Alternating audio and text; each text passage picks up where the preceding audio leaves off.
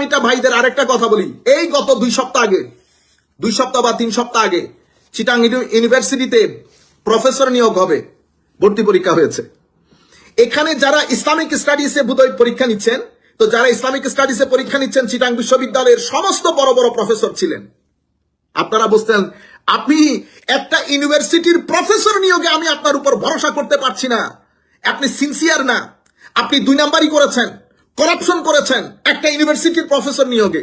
আপনি বড় চেয়ার পেলে তো আল্লাহ পাক জানে আপনি কি কি কাজ করবেন। যাই হোক, শুক্রবারে পরীক্ষা ছিল, যতগুলো নিয়োগ হবে নিয়োগ তো তারা আগ থেকে ডিসাইডেড কাকে কাকে নিয়োগ দিবেন। এত যোগ্য লোক এসেছে, পরীক্ষা নিয়েছে, জুমার নামাজ পড়তে চলে গেছে, এসে রেজাল্ট ঘোষণা করে দিয়েছে। তারা এই পরীক্ষার কাগজগুলা চেকই করে নাই, পরীক্ষার কাগজগুলা আপনি যে লিখেছেন সেটা দেখেনি নাই। তাদের সিলেক্টেড 5-10 জন তারা সিলেক্ট করে নিয়েছে। ভিসি সাহেবের উপস্থিতিতে যখন পরীক্ষার পরীক্ষার টাইম এসেছে, ভিসি সাহেব দেখছেন চেয়ারের লগে এদের পরীক্ষার লগে কোনো মিল নাই, তখন ভিসি সাহেব বলেছেন আমাকে একটু ইয়াগুলা দেখান, খাতাগুলা দেখান।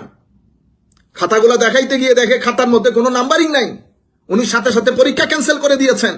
এখানে এক ভদ্রলোক আছেন যিনি বেদাতের উপর অনেক বই লিখেছেন, আমি বিনয়ের সাথে আরজ করব, আপনি না থাকতেন, আপনি আমাদের আমরা তো আপনাকে সম্মান করি প্রফেসর হিসেবে, আলেম হিসেবে, আপনি আমাকে বলেন আমি কোনোদিন এই কাজ করতে পারবো না, এই করাপশন আমি করতে পারবো না।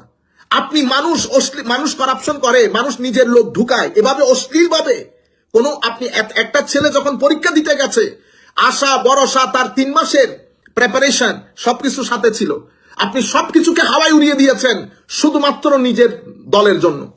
যেই ব্যক্তি ইউনিভার্সিটিতে একটা প্রফেসর নিয়োগের ক্ষেত্রে সততা দেখাইতে পারে না, তাকে আপনি বলতেছেন ইসলামের নাম দিয়ে আমি পার্লামেন্টে ঢুকাই দেব। ইন্না লিল্লাহি ওয়া ইন্না ইলাইহি